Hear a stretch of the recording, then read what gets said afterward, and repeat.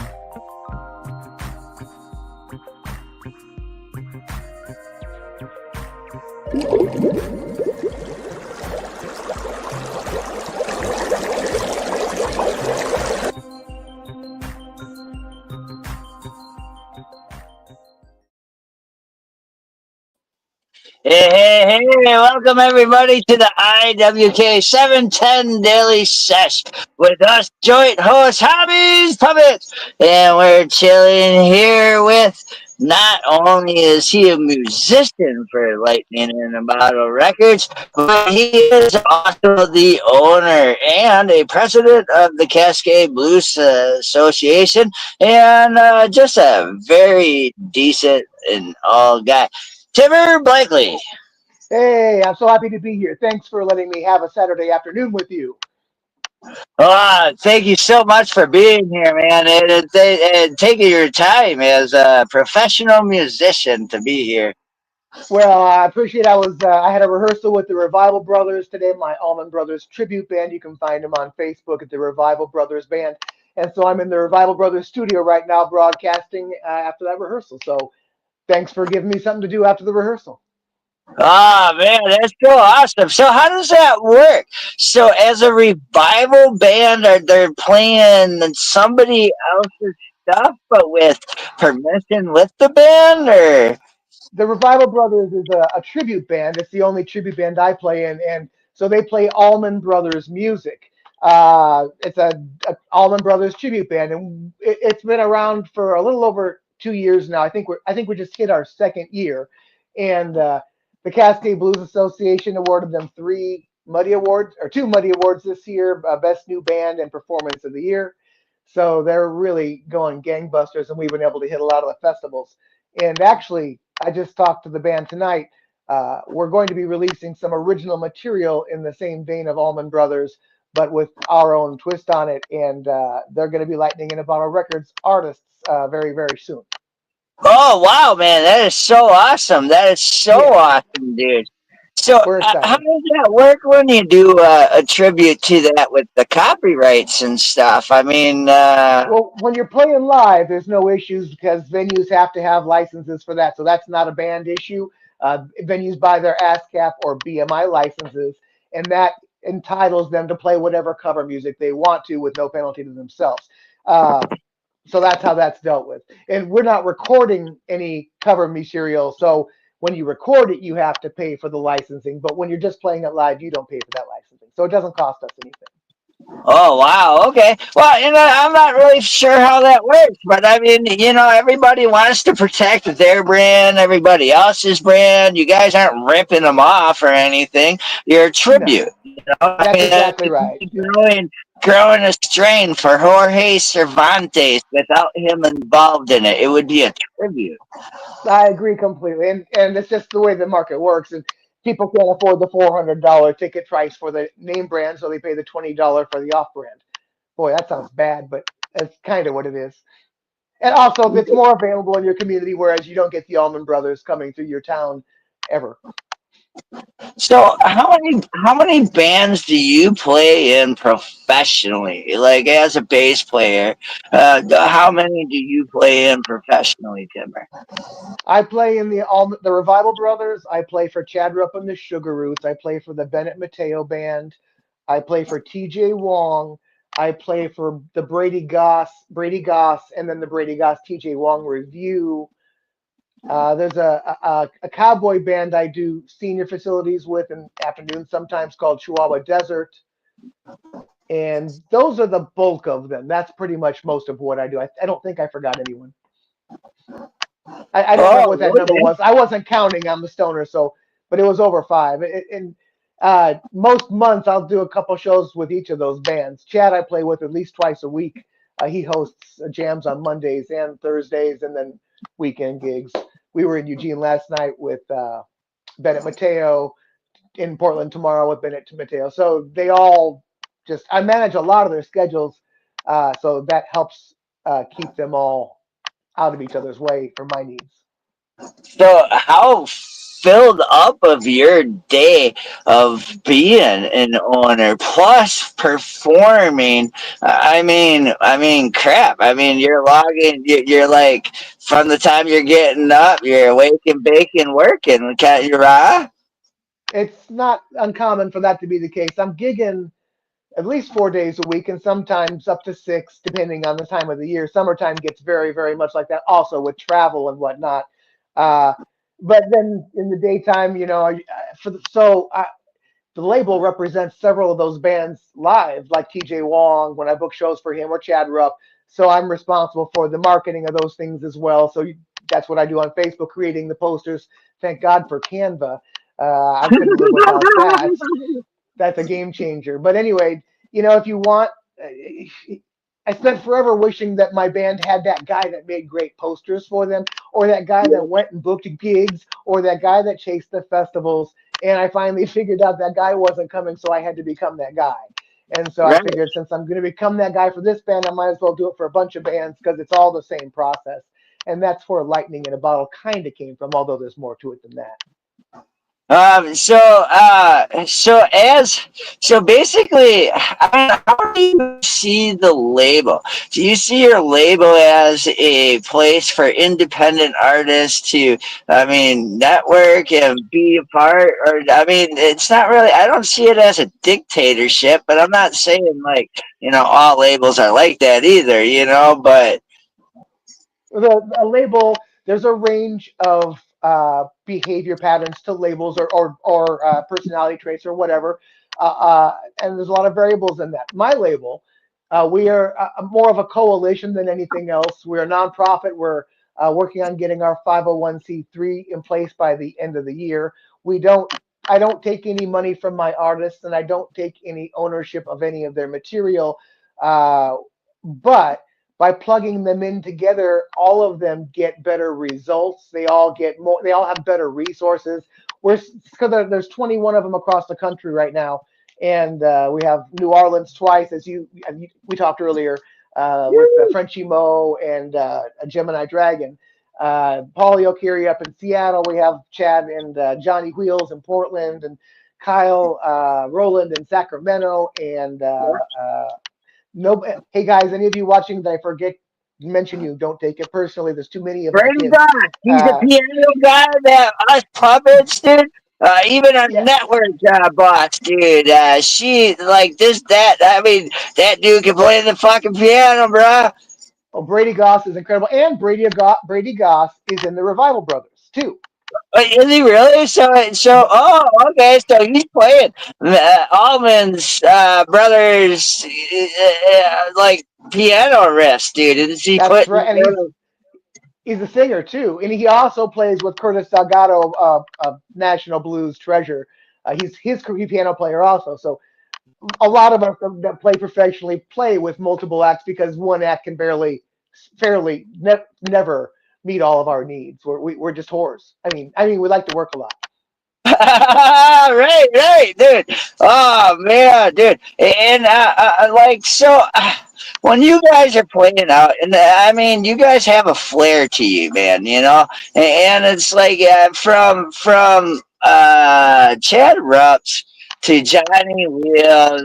I mean, everybody, even when they do classics like Blind, Crippled, and Crazy, those both of them do it, Yeah, and they both have their own feel to it. yeah. They both have their own sound, and I just like the diversity that you are somehow everybody's coming to you, man, of all these different backgrounds of music. You guys just picked Well, up what, a 16-year-old as well?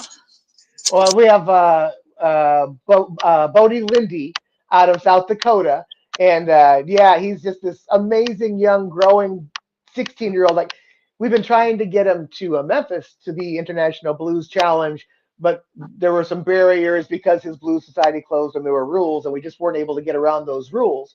But this last January, we were able to get him down on one of the Northwest Showcase cases. So he made the trip 20 hours with his grandpa, and they showed up and played an event with us in Mississippi and then in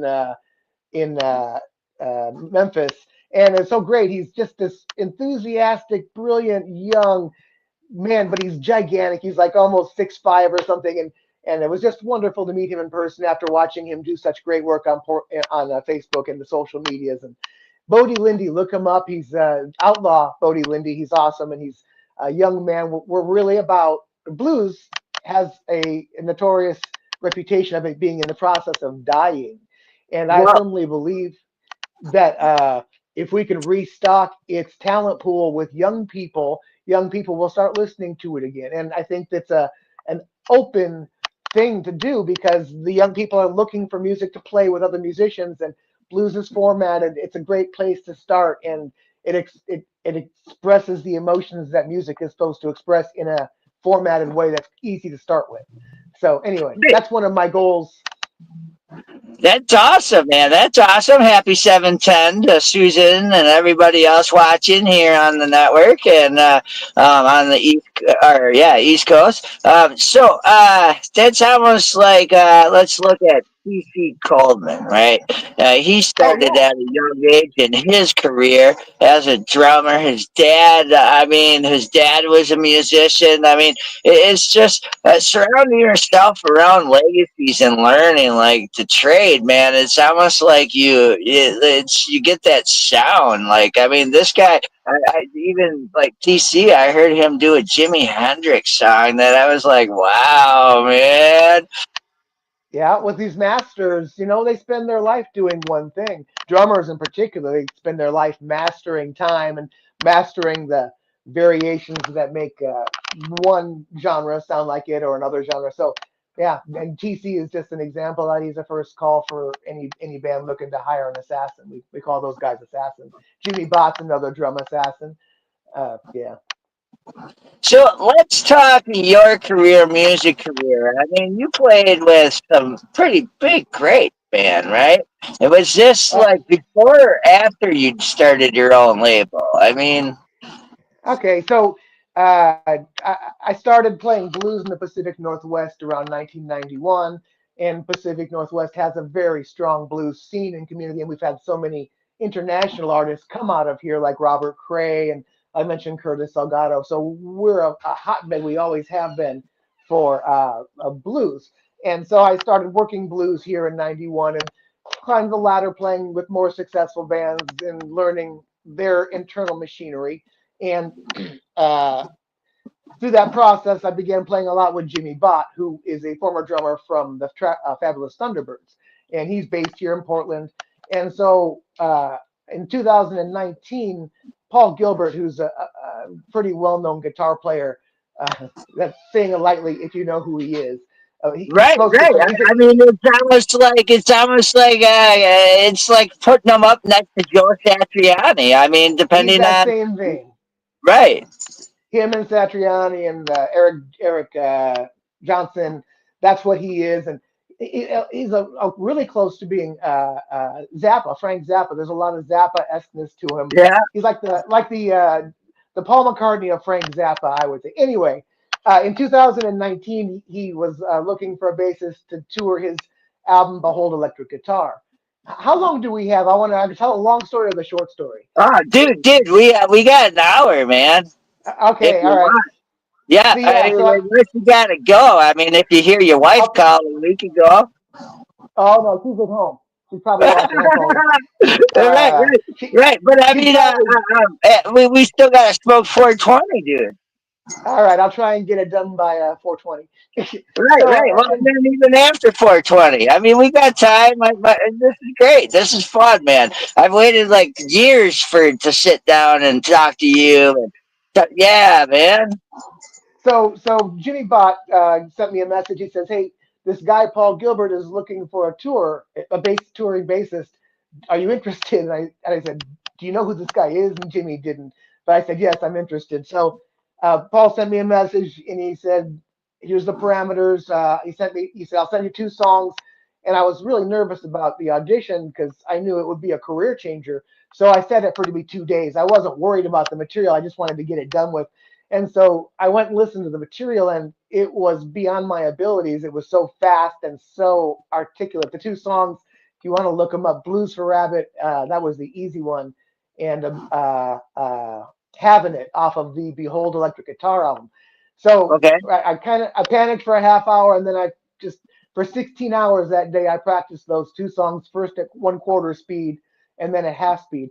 And then the next morning, I got up and practiced another 16 hours at half speed and then got them at full speed by the end of the event. And so then I went to the rehearsal, and the rehearsal was just me and him toe to toe on two little guitar amplifiers playing those songs with no drummer. So it was incredibly naked. Uh, I got it good enough to get the gig, and so we did the tour through the United States. And so anyway, that was good musicians and me soak absorb the environments that they soak in, and that put me in this environment of this just world class master musician to soak in with him for a 6 week tour across the U.S. and then another 6 weeks across Europe, and it was a perspective changer.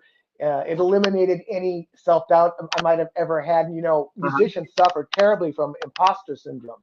We get challenged a little bit because so many of us have these huge ego issues, and all of a sudden we're threatened because we don't get to base our value on money like a lot of people do. We have to base it on these weird sideways parameters like social media numbers and whatnot.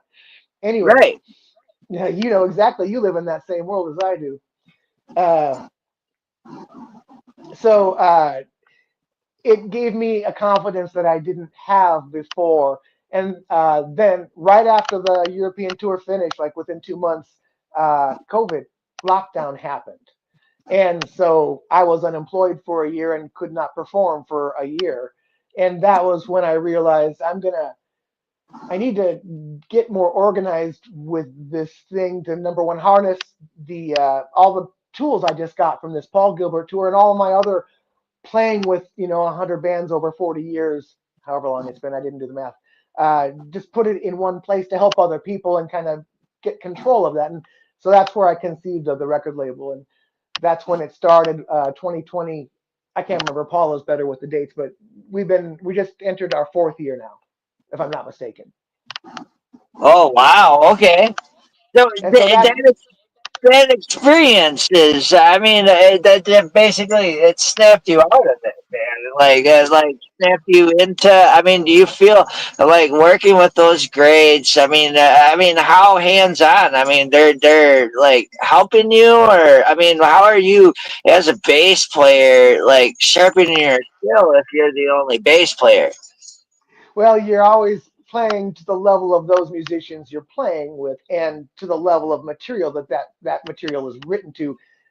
Paul Gilbert material, Steve Vai material is not the same as blues in terms of challenges and skill requirements. So being forced to play something in a more difficult genre causes you to grow into that. And then in addition to that, Paul Gilbert is just this musical brilliant wizard who just thinks about music 24 hours a day, and he's just always throwing ideas, and it's just that's exactly what he is, and to soak in his presence for any period of time is amazing. To live on a bus with him for 6 weeks is a really great experience. Johnny Oddly enough. Wheels is in the house. Look at that, man. Hey, buddies. Hey, Johnny Wheels. Johnny, my buddy Johnny is so amazing. He's got a show tonight in Salem, Oregon, with Ben Rice and the PDX Hustle. If you are watching and you are in the Portland, Oregon area, go see Johnny and Ben tonight at the Theater, the Grand Historic Theater in Salem, Oregon. Hey, it's 420. It is 420. Happy 420 on the Happy West 420. Coast. Oh man, I can't believe us puppets are puffing with Timmer Blakely, man. Oh man, and Johnny Wheels, come on, puff too, dude. Um, I got no fire in the studio here, so I'm puff free, but I took my RSO, so I'm on board. right. Then I'm not supposed to puff in the in-laws' car, so yeah. Hey, any industry folks, 420 industry folks on here watching, Johnny 20, Johnny Wheels, who is watching, is avidly seeking a 420 relationship for the manufacturer. The dude is running big shows across the West Coast and elsewhere. If you are interested in some sort of affiliation or sponsorship deal with Johnny and his shows, get in touch with him. You can find him on Facebook. The dude is an incredible musician, an amazing human being, and would be an awesome advocate for your product.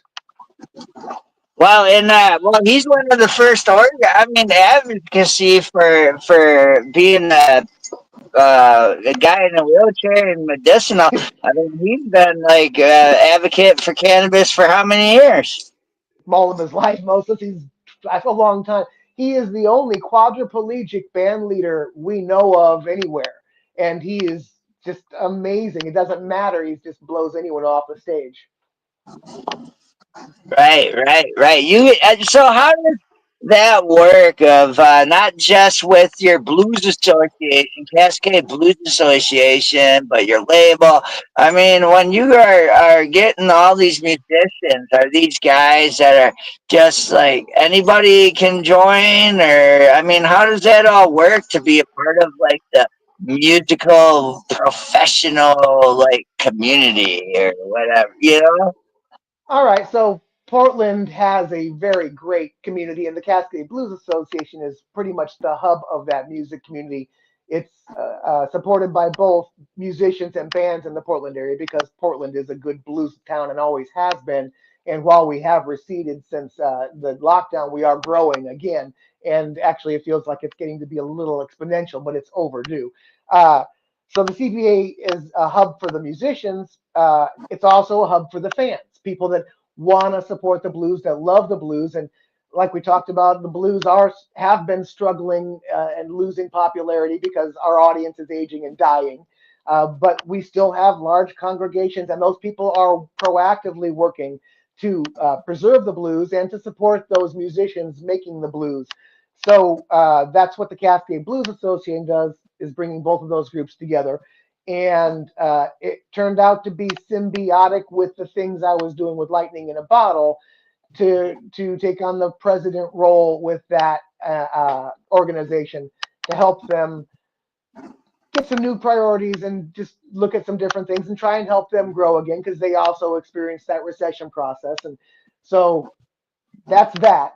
Lightning in a Bottle is a coalition of artists that I've chosen um, because their hearts are communal, their hearts are open, mentoring, um, and they're master musicians, and they care about their work and proactively, brilliantly market. And uh, Chad Rupp was one of the first artists. Mick Schaefer, who's one of our Portland artists, they're artists that I produced. And then Chad's career, you know, Chad has just become amazing. He's what a brilliant performer, what a great songwriter, and he is the example.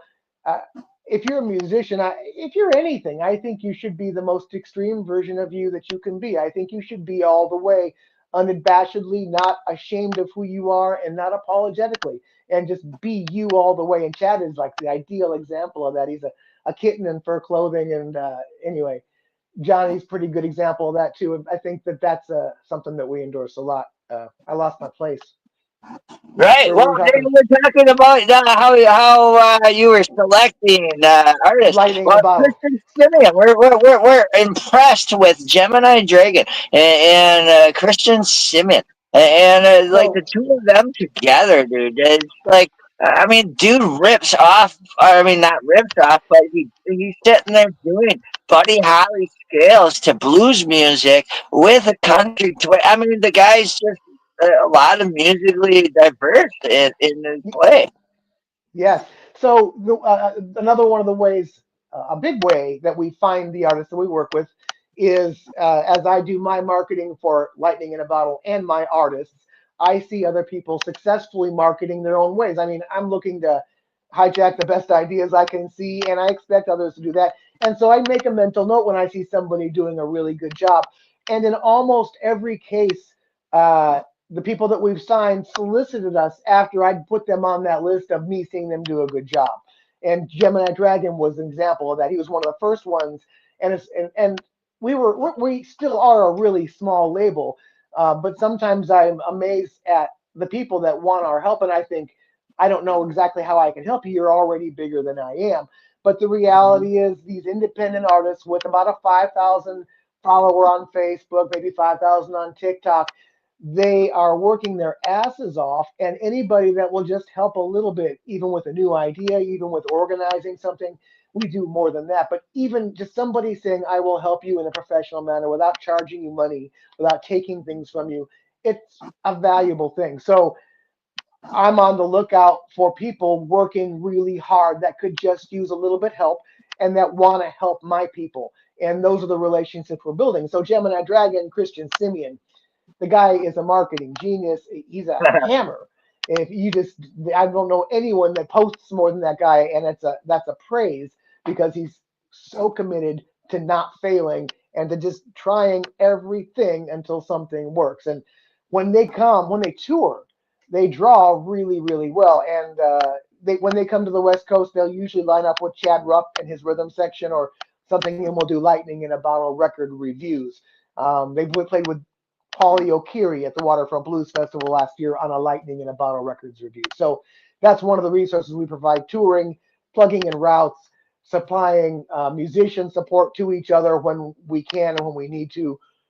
Uh, How much of that is under your own direction, or I mean, like, are you like, hey, dudes, I want to do this thing, or like, hey, let's market this, but up here, I mean, is it you're working together, or it's your brain work and everybody's brain work together? I mean, how much?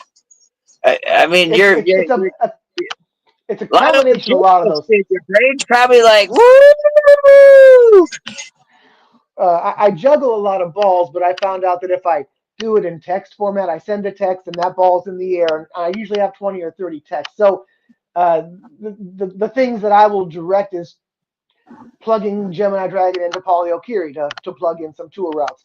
Lately, because I'm pretty plugged into Portland specific gigs, I've been getting a lot of my people and not my people because while I apologize, I'm going to go a couple different directions, but one Hey, of the reasons I built Lightning in a Bottle Records was to create an environment of myself that was full of positivity without negativity, people that I could trust, and I wanted that's a critical part of that environment because you feel comfortable in that environment, you thrive in that environment, you aren't battling irrelevant battles, and your bandwidth isn't wasted on shit that doesn't matter.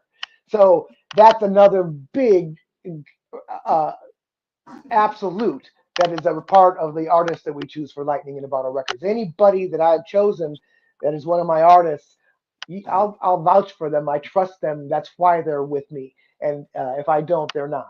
So there's that. Um, and some of the people coming through with their Portland, I plug them into venues. I've been doing more marketing this past couple of years. Building a show and promoting it. I'm working with a city in Charbonneau, by Wilsonville in Oregon. They want to build a blues festival. So I'm helping them build their festival. So I'm doing consulting like that. And that's going to help okay. the Lightning and a bottle artists and the community. Anyway, I went sideways again. No, no, it's all together. It's all together as one, dude. There is no sorry in this whatsoever. We had you on because, I mean, dude, us puppets, a lot of people, independent artists, from R&B to reggae to the blues and whatnot, let us play their music, and it's Yeah. like this is. You took yourself to where now you're competing with bigger labels. marketing, you're on a professional standard that some of these guys don't really know. So to come up and to talk and to explain some of this, dude. I mean, there's just it's a whole world. You can't just woo. Well, my job is just to paint the picture. It's glad that people. I'm happy to share if people want to know how the sausage is made. But I want to say, number one, this is my "I want to look like you" shirt I wore so I could be puppety today. And number two, uh, right out of the gate, for a long time now, you've been playing our tracks and supporting us, and I can't tell you how much. Like the label, just a musician getting a little help, us getting a little help from you. That's huge. And so I can't say thank you enough for that. You've been a great ally, and I hope to be that same ally for you. If I could figure out a way to sign you, let us know when you want to make an album, and maybe we can get you a guest appearance on Chad Rupp's next album. Right, right. Well, I mean, Johnny and Mr. Johnny will Hobby, have you. yep, Mr. Tommy's talked about teaching the puppet how to do a harmonica, and I mean, yeah, right. I mean, I can sing. We got different puppets. I mean, they gotta work. I mean, it's shit ain't free. Um, That's right. Put them bitches to work. Pimp them right. puppets out. Yeah, right, right, right. But I mean, at the same time, and we're also thankful and respectful. I mean, and that's we're in the world where it's like, I mean, it's everybody together, man. I mean, you even I even remember some lives where you and other people are giving seminars on a musician to take their careers to a whole nother level, man. And that's, I mean, you ain't getting paid for that shit. And you're No, like, but it's for my currencies. I only know a couple of things. I know how music works really, really well. I know bass, and I know music marketing pretty well. And I don't know. I think we have a response. So I want to address this too. You mentioned there's a lot of artists, music artists listening and tuning in on this. I'm happy to consult with anyone. I can only my reservation on adding artists unlimitedly is I got to make sure I can help them, and I have to make sure I don't put in more than I can help. So I have to protect the ones I had before I can add anyone else. With that said, if I can have a conversation with you that changes your perspective and benefits you, let's have that conversation. I am open to that. I know only a few things, and they're where my currency is, so I'm happy to spend that money. So let me know. Message me, and I'm happy. Facebook, Timmer Blakely. You might not be able to friend me because I'm usually maxed out until somebody irritates me and I unfriend them. But you can follow me there, or Lightning in a Bottle Records also on Facebook. And you can, if you want, message me. There's on Lightning in a Bottle Records website, liabrecords.com or lightninginabottlerecords.com. There is a contact me form that goes right to me. So I'm happy to offer you what information I have. I can't sign all of you because I have to take care of the ones I have, but the information is public. It's not, I don't, gatekeeping is done. It was done too long ago. I don't accept it. I don't buy it. I think it's the information should be available to everyone that wants to earn it. Come and get it. I'll give it to you. Just ask me. so let's go back to when you guys become a nonprofit organization. Okay. All right. So Yeah. when you become that, how much can you even build more? I mean, are you going to be able to build it as an empire and really start like helping your musicians with stuff that like financial aids or I mean, how Yes. much can you open that up in that sense? So here's how that works. Currently, we act as a nonprofit, as in I don't make any money and I lose a lot of money. But Yeah. once we get that official nonprofit status, that makes us eligible for number one, taking donations, which will be tax deductible. Number two, seeking grants to preserve and promote the arts, and that will empower us to start financing the needs of our artists. Right now, all of our artists are self-financed. One of the benefits we do provide, since we don't pay for anything, and we don't take any ownership and we don't charge them anything. But one of the benefits we do provide is professional resources because we do quite a few albums every year as a label. So we have mastering specialists we get good deals and we know who to trust. We have graphic artists, we have duplicators. We have studios. We within our label, we probably have 5 studios owned, and we use commercial external studios as well. So that's another resource we provide is professional resources and marketing resources and festival. Another thing I'll do is when I get a West Coast festival come onto my radar and they're getting ready to book, that goes right to my West Coast artists, or if I have anyone coming from the East that I know will be of benefit. So I just can disseminate that information to those people to help them. Just every little bit of help helps. Right, from people going to the shows to people everything, man. From watching the YouTube videos to the views to the clicks Oh to yeah. the Oh shares. yeah. Yeah, it's like Yeah, the the shares help, the follows together. help. Go Yeah. ahead, buddy. Yeah. So hey, how do you feel about a quick little 4 minute, 20-second commercial break, and then talking a little more? I mean, before we end the show, are you fine with it a little bit longer? Or? I'm having a good time. I wouldn't leave if you paid me. No, I wouldn't leave if you paid me. All right, man. I'm gonna quick run a commercial. Guys, stay tuned. We'll be back with more with Timmer Blakely. And man, this is so much fun. I So agree. informative. So informative. Let me quick pull up the commercial and pull this.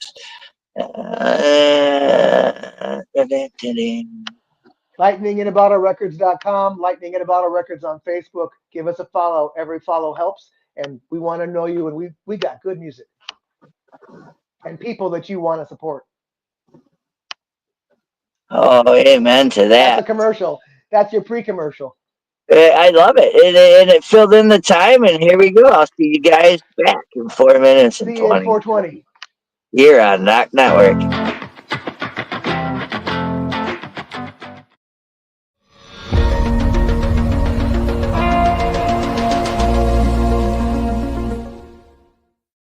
Discover the treasure trove of flavors at Miss Jolly's Munchie Factory. Satisfy your cravings with our award-winning treats. Follow us on Instagram at Captain Rogers705. Let Miss Jolly's Munchie Factory lift your spirits. Experience the comforting embrace of our freshly prepared soups and infused cornbread.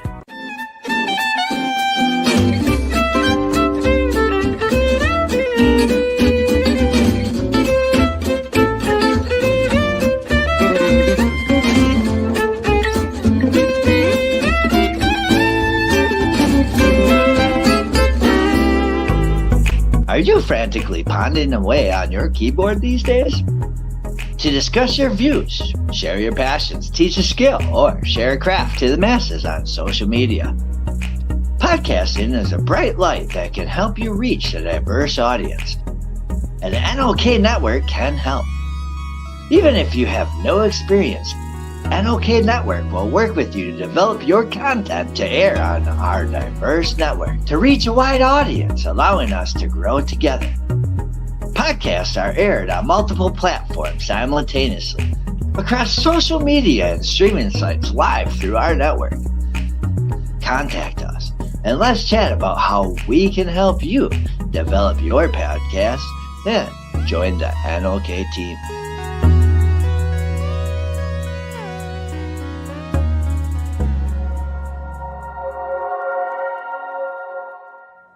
Hey, hi, my name is John Mark, aka Sublimator Warrior, and I would like to welcome you to Smoke Signal in Tyndinaga. One dab make your whole dome drip sweat. One dab make the homies all dip set. One dab, only really need one dab. One dab. Smoke Signal is a medical dispensary where you can get all your products and needs. Start vaping a whole bunch. Might just start laying off the blunts. God. Ooey, ooey, gooey, that's a sticky dab. Sticky dab. Might just have to put this one on Instagram. Go and hold it in, feel it in your ribs. So come and check us out in Tyndinaga. 55 Highway 49 in Tyndonega. It's on the res, and we're open from 10 a.m. to 8 p.m. 7 days a week. Tune in daily to NOK Network's diverse podcasting lineup. Ganja News Update, Mondays at 8 p.m. Eastern with Tara Simpson and Ron McNabb. Waking Up with the Waniac, Tuesdays at 1 p.m. Eastern, 10 a.m. Pacific with Tombstoner Wayne Cruz from Tombstone, Arizona. Grow 420, Tuesdays at 4 p.m. Eastern with Ron McNabb. Psychedelic Reporters, Tuesdays at 8 p.m. Eastern with Hobbies Puppets and Tara Simpson. Peace, News and Views, Wednesdays at 8 p.m. Eastern with Sir Stevo and Kim Cooper. Thursdays we have Open Your Eye with Kim Cooper and Tara Simpson, 8 p.m. Eastern. Followed by Thursday Night Vibes at 9:15 p.m. Eastern with Master and Mama Rochi. The IWK 710 Daily Sesh airs 7 nights a week with our rotating joint hosts, nightly at 7 p.m. Eastern. Thanks for tuning in to all the podcasting on NOK Network. Woohoo! Now we get back to the show.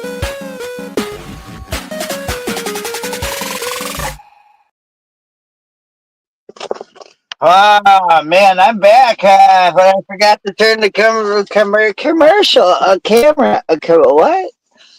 What?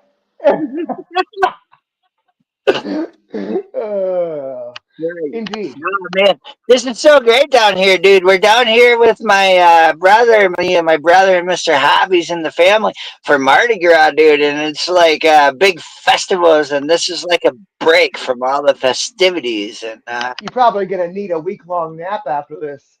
oh man, I mean, we don't often get to walk past the Saints football team on a float, dude, and get a vid Wow, picture next. I mean, dude, that was awesome. that is awesome. Is there cake? You got cake? Because I heard there's a birthday party there too. Oh yeah, birthday party, and they got a bowling alley and a axe throwing like thing. If Mr. Hobbies would have brought Mr. Foot, we could have thrown like Mr. Foot could have like, but we forgot. Yeah, we didn't bring all that. Yeah. I think that's better that you didn't. Let's just let that go. Right, dude. But, I mean, get little pictures of puppets bowling and whatnot, and dude, I That would be mean, awesome. That would right. be awesome. But no axes. No axes. Right. Well, I mean, they got targets. They got little target things, and they're like, What could yeah. possibly go wrong? Puppets throwing axes? Yeah. Right, right, dude. Yeah, and it's adults. It's 18 and up, no limbs. Well, It's right next to the beer garden, so it's really responsible. that's excellent. That's good. That's awesome. Yep. So back to a musician and a musician's dream, and shit now being reality. I mean, so let's work on this world that we live in. Is a lot gets from behind the scenes. A lot of people don't recognize another person's like mental health, their own struggles, and whatnot. And I mean, without even going into any of that, how many hurdles of self hurdles do you have to overcome being this guy trying to do all these logistics and still like come out like ahead in the world? Like pretty much, I guess, you know. Well, I gotta say, I have my days and it's hard to get out of bed when I get overwhelmed. Uh, just like anybody else, but just like anybody else, we dodge, get on the other side of it. And for me, as long as you keep the balls rolling and then they come back to you, like I said, I send texts, and when the text comes back, you just keep all the pieces moving. So I have my moments of being overwhelmed. I have, if you choose this as a professional musician as a career, you choose to make a financial sacrifice. The odds are you're going to work really hard. You'll not be rich, most likely. I'm lucky enough. Paul has been with me through the majority of my career, and you can't do it. It certainly makes a big difference to have a financial supporting partner through that process, and an emotional supporting partner through that process. Uh, the process itself comes with a lot of rejection, a lot of things that are easy to instill self doubt, and for me, the answer to that is you just be the absolute best. And I heard a quote from Steve Martin that I've always loved, and it says, "How do you succeed?" Somebody asked him, "How do you succeed?" The secret, and he said, "Well, the answer is be so good that they can't deny you." And one of my favorite thought processes is no excuses for failure. If we fail at whatever it is we're trying to do, I don't want it to be my fault. I don't want it to be a failure I made. I want it to be something out of my control. It's okay to fail. You can't let failing stop you from trying. You can't. You're going to have to make mistakes. You can't wear the mistakes. You got to learn, but keep going. Don't be afraid of the mistakes, and don't be afraid of the failures. Uh, but make sure they're not your fault. Don't fail because you didn't do your shit right. So that's how. And I number one, I am incredibly grateful to be able to do this as my sole source of living, and not be homeless. Not too far from it anyway. But uh, I'm grateful for that part, and it's never lost on me that that is a gift to be able to do that with the sacrifices that it requires. So I think that's all the pieces of that. You just keep doing. You set goals. I think for the artists listening, uh, make sure you know where you're trying to get to. What are your goals? And there's no wrong answer to that question, but you need to know. You need to know that answer, and you'd be surprised how many people I get contact me for the label, and I ask them, well, what are your goals? And they don't have a clear cut answer. So know where you want to go. Define it. Define it in the context of another band that's like you, that is doing what you wish you were. A good path is find out how they got there and do what they did. I mean, that's a lot of what you do is just look at who's where you want to go and figure out how they got there and follow their path. And so that's that part of that. But again, it's a blessing, and I try really really hard not to forget that. Well, and shout out to your wife, right? Is it partner or wife? And it's Significant like, other for a long right, time. Significant other, yeah, yeah. She's right. been an awesome emotional support, and she's carried me through the hard parts more than once, and often does still. So yeah, she's also a lot of help with the label and with relating with the artist, communicating information. She also helps write some of the press releases when we sign the new artists, and she tolerates me when I'm cranky. So your son is a musician as well. He suffered an injury about 2 years ago, like a repetitive stress injury that's not allowed him to play right now. But he was into music quite a bit. He did inherit the same level of ability, and we hope that he'll recover from that and be able to get back into it. He has a lot. His name is Tim Blakely, and he is on some streaming services. He has a number of different kinds of musics he does. None of it's blues, but he self-produced his own stuff like that. Oh, so awesome, so awesome. Well, and music is self healing as well, and it's not just from doing something good and doing it well and being proficient, and it's beyond that, and it's the vibrations and whatnot, and what Well, and right. it brings us together. It gives us a commonality. We feel the same emotions simultaneously as a result of it. Music is all about creating and releasing tension, and when we listen to music as a group, we feel that emotional roller coaster together. We experience that together. Our brain waves go in and out of sync together through that whole process. It is a community building experience. In addition, just to the fact that anytime you have something in common with people like a passionate love for music, you've got a strong community tool right there. Hello, welcome in everyone. We are sitting down and having a great ass discussion with Timmer Indeed, Blake. we are. Man, this is a, oh man, this is a, and you know, this relationship started for this. I mean, just on social media, seeing each That's right. other's talent, seeing each other's thing, and just supporting each other. And That's it's that exactly how it started.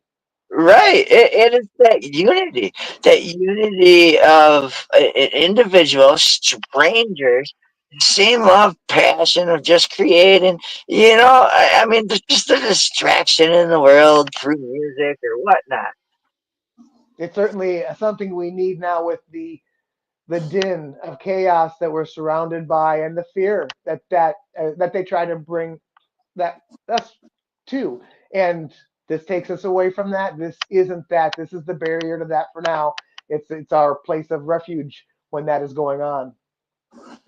Right. So, man, if like, how are you doing this? Are you self-helping this? And like, no, I mean, because you seem accomplished of things that you're doing. And I mean, I know after a while, if you just do something, it looks easy, right? But there's a lot It, of hard work into it. It's not easy. I mean, you're not being somebody else and expecting the same results. I mean, you're redefining yourself. You're branding like the whole label and trying to build it off of unity and like other people's talents and not trying to be that big cat guy leaning over everybody and like, hey,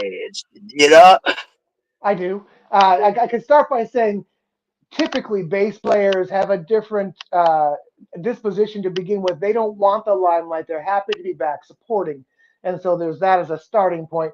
Uh, I to be able to define your brand as helping other people. Wow, I mean, to me, that's like, and that's so many of us are there. As you said, our relationship began with a unsolicited assisting of each other just to support each other. So there's that. Uh, the habits that okay, I'm going to address marijuana for a second because I'm a user, I'm an advocate of it for people that it doesn't derail their lives, certainly. And I don't want to go into that conversation. But what I believe it does is it disrupts habitual thinking. It helps us to not make the same decision over and over again. It helps us to see the other options. And I think that's one of the values of it. Like I mentioned to you, the Paul Gilbert tour changed what I realized I could do. And it changed it helped me to see, number one, what the highest level looked like, which I always kind of imagined, but you never know what it's like to run a private jet, and I didn't. But that's that same kind of concept. Now you see it, it's like, okay, it's real, it exists, it's not a fantasy. How do we climb to that point? Now I know where I'm trying to get to. At least I have an Mhm. idea of what the components look like. There's that part. A lot of it is about building habitual behaviors in support of the goals. And I'm going to take a step back for a second. The first thing I said was know what your goals are. When you know what your goals are, now build habits in behavior of achieving those goals. One of the things is when a lead comes in on a gig or an opportunity, don't put it off. Respond immediately.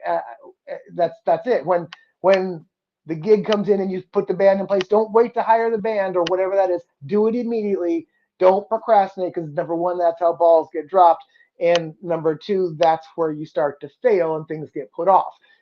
So build the habit that supports those goals, and so that's one of the things that I did. Something else that kind of changed the way my self confidence was. I used to be very bad at knowing people's names. They tell me their name and I forget. A lot of people are. That's not a common trait, an uncommon trait. It's a fairly common trait.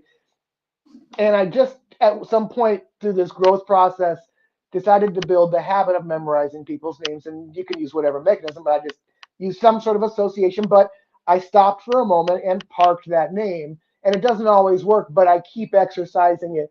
And I exercised it watching movies and trying to keep all the characters' names. And after a while, that became a habit.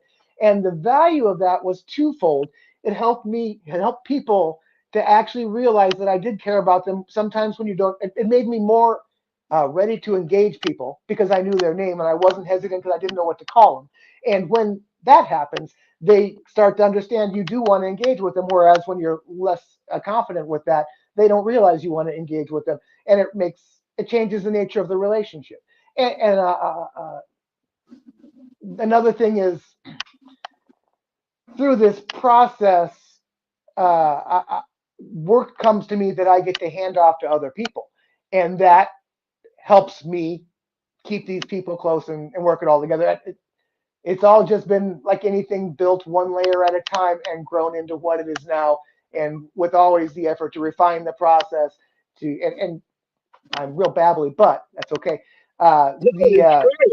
Yeah, no, that's why we have you on, man. This is a couple of years of just talking, wanting to talk, I guess. one of my one of my biggest things that I really focus on when running the label is to try and figure out how to be of service to those people that have entrusted their careers with me to help them on that. If you're on my label, I want you to know I think how can I help you, because we've signed an artist out of Arizona, Phoenix, the Black Hole, a Okay. very huge fellow. They're in Europe right now touring. They've built great machinery, and they're another example of I don't know why you want to sign with me. You bring me more credibility than I bring you. But their position was we just want some help, Right? and they're awesome. I lost my track, but anyway, No, that's awesome. They just signed, or they're called what? Black Hole?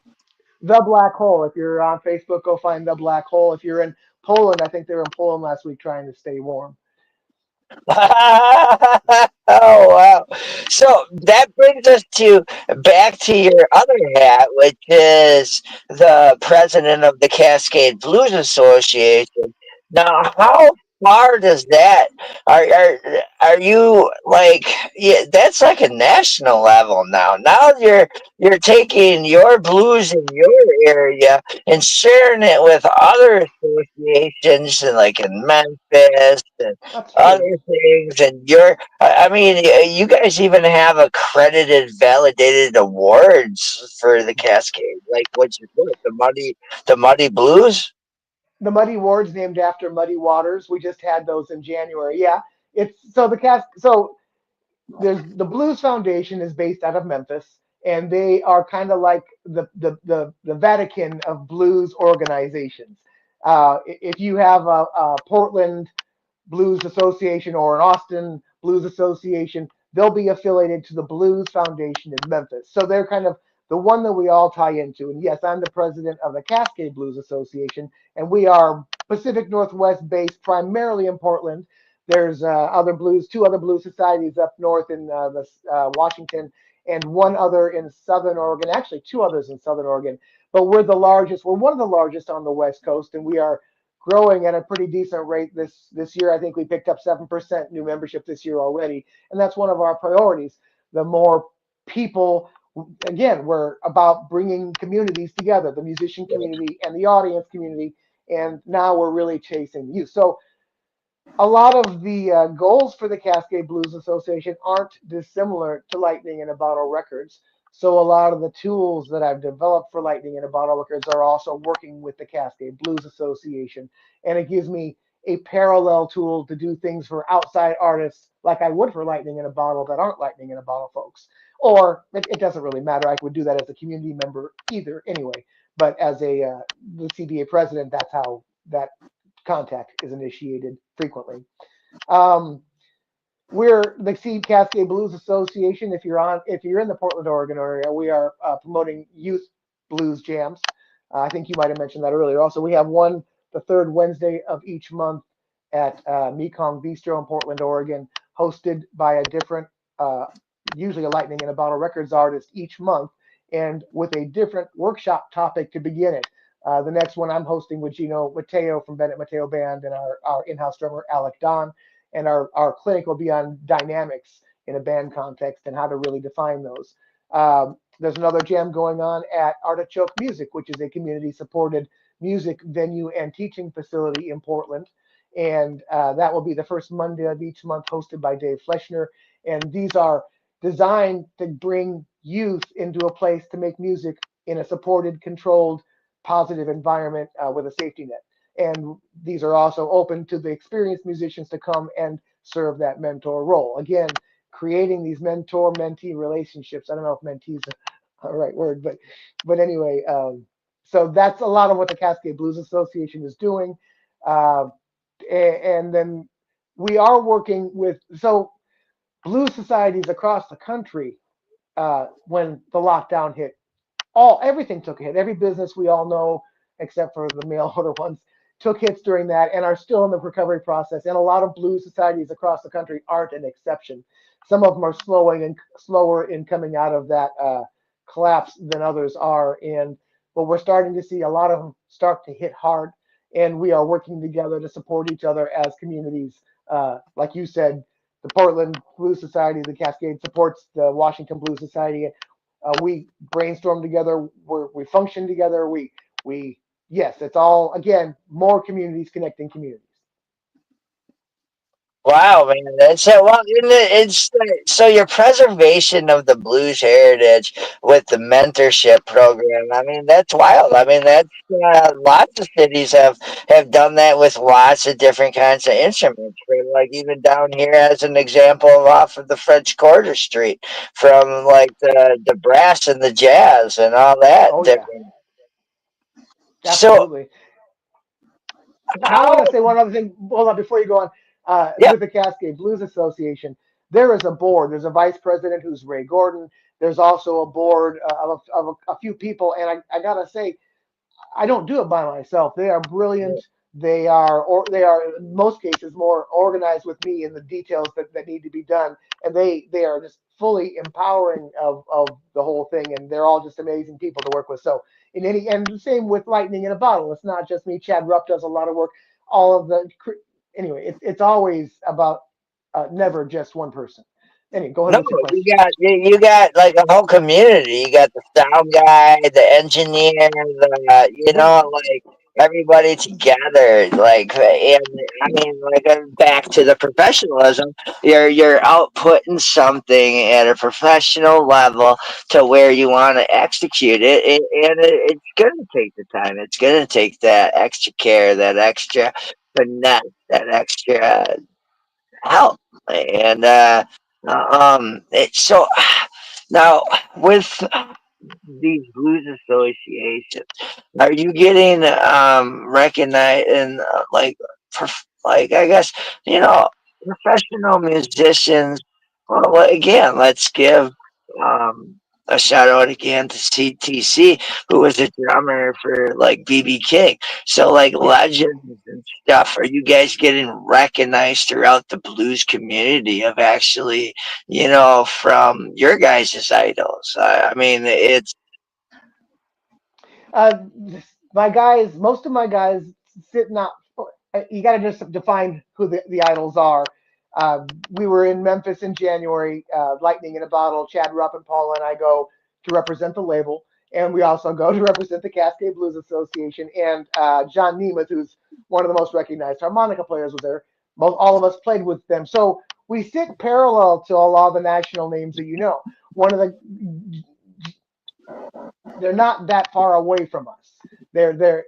We chart on, like you said, we chart on the same charts that they do.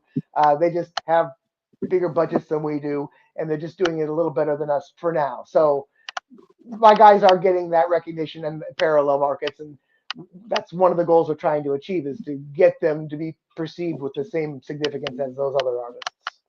well, and I don't know, man. Everybody's talented, and you guys got. I mean, everybody's got their own sound. I mean, they got these skills, you got these talents, and it all comes down to what really defines you to break you away from like that professional musician to that megastar. And it's like it's not something that I mean, to me, I don't feel that if I ever became a megastar, I don't want it because I tried to make it that way. I want it because everybody made it that way, And I do.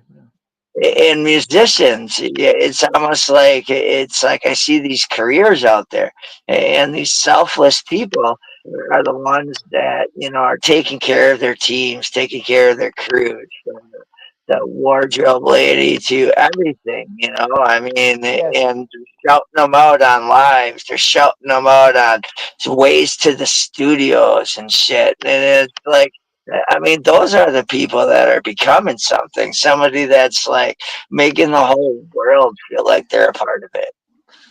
Well, that's what those are the people you and I seek, isn't it? Those are the environments we want to live in because those are the happy, safe places that's that's what we're trying to attract. That's what we're trying to manifest, right?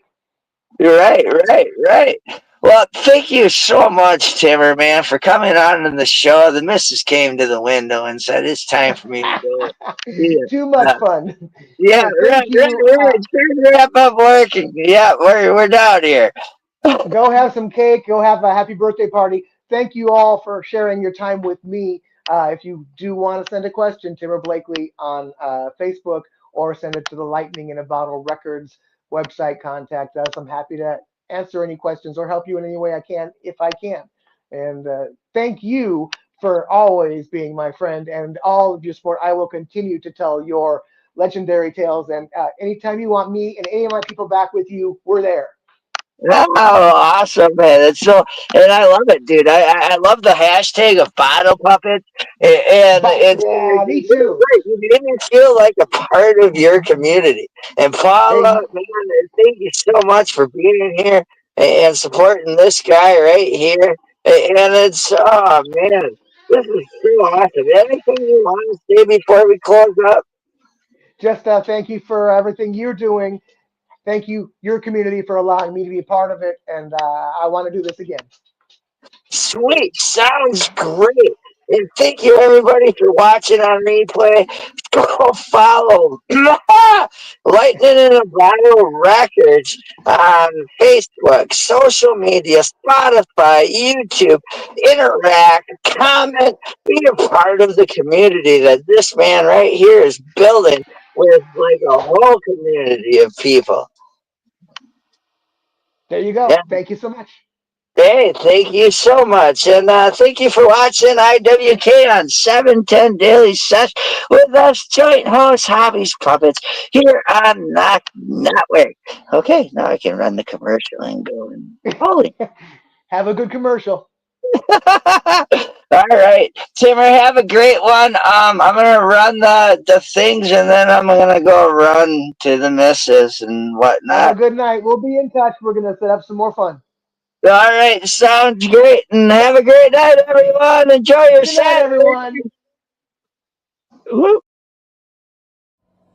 Hey, hi, my name is John Mark, aka Sublimator Warrior, and I would like to welcome you to Smoke Signal in Tyndinaga. One dab make your whole dome drip sweat. One dab make the homies all dip set. Smoke Signals, Tyndinaga. Smoke Signals, Tyndinaga. Smoke Signals, Tyndinaga. Ooey, ooey, gooey, that's a sticky dab. Sticky dab. Might just have to put this one on Instagram. Smoke Signals, Go ahead, Tyndinaga. hold it in, feel it in your wrist. Smoke Signals, Tyndinaga. Check us out in Tyndinaga. 55 Highway 49 in Tyndinaga. It's on the res, and we're open from 10 a.m. to 8 p.m. 7 days a week. If you need a fix.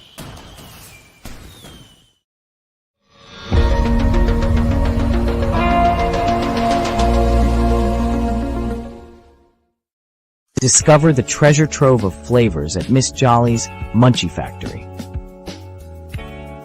Satisfy your cravings with our award-winning treats.